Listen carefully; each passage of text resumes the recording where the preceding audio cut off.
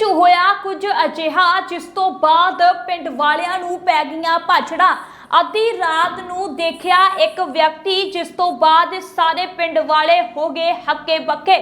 दरअसल एक पिंड सीगा जिहड़ा कि बहुत मौके ते पिंड सी ते उत्थे पिंड वालियां दियां ज़मीनां भी सी, पर एक शाहूकार व्यक्ति जिस दियां होर भी वड्डियां फैक्ट्रियां उसदी उस पिंड दे उत्ते नज़र पै गई ते उसने सोचिया कि ये ज़मीनां खरीद के इत्थे एक वड्डी फैक्ट्री बनाई जावे। तां ओह पिंड वासियां दे नाल सौदा करन लई चला गया।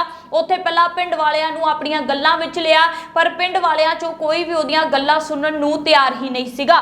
जिस तो बाद फिर उसने बहुत पैसे दा रोब दिखाया ते सारे पिंड दियां ज़मीनां खरीद लईआं। जदों पिंड दियां ज़मीनां खरीदियां तां जिन्ना सारे पैसा मंगदे सी उन्ना पैसा दिता गया ते ज़मीनां खरीद लिया। उहने मौके ते उत्थे फैक्ट्री बनानी सीगी तां उसने जिस थां दे उत्ते एक मेन मशीन लाउणी सी, अपनी एंट्रेंस बनाउणी सीगी, ओह ज़मीन एक नौजवान दी सीगी। उस नौजवान दे पिता दी मौत हो गई सी ते माता ते ओह खुद इकल्ले घर विच रहिंदे तां उस ज़मीन ते खेती करके ओह अपने घर दा गुजारा करदा सी ते ओह ज़मीन जिहड़ा ओह व्यक्ति सी शाहूकार ओह खरीदना चाहुंदा सी, पर ओह नौजवान उस ज़मीन नूं नहीं दे रहा सी। बहुत मिन्नतां तरले उसने पवाए पर उहने अपनी जिद नहीं छड्डी। उसने कहा कि यह ज़मीन किसी भी कीमत विच तुहानूं नहीं मिलेगी। जिस तो बाद ओह शाहूकार जिहड़ा सोचण लगा कि हुण किवें कीता जावे, इह तां बहुत वड्डी रुकावट बन गई। एक दिन उसने अपनी धी दे नाल इह गल सांझी कीती तां धी ने अग्गों कहा कि जेकर तुसीं चाहुंदे हो कि ओह ज़मीन तुहानूं मिल जावे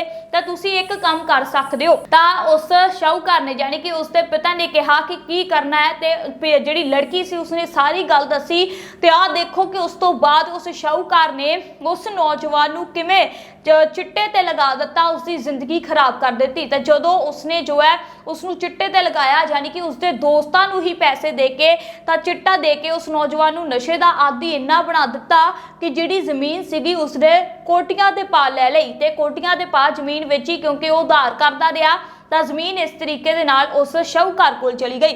जिस तो बाद फिर अपने पुੱਤ दे इन्हां हालातां नूं देख के वह माता रोंदी करलाउंदी इसे तरीके दे नाल दम तोड़ गई।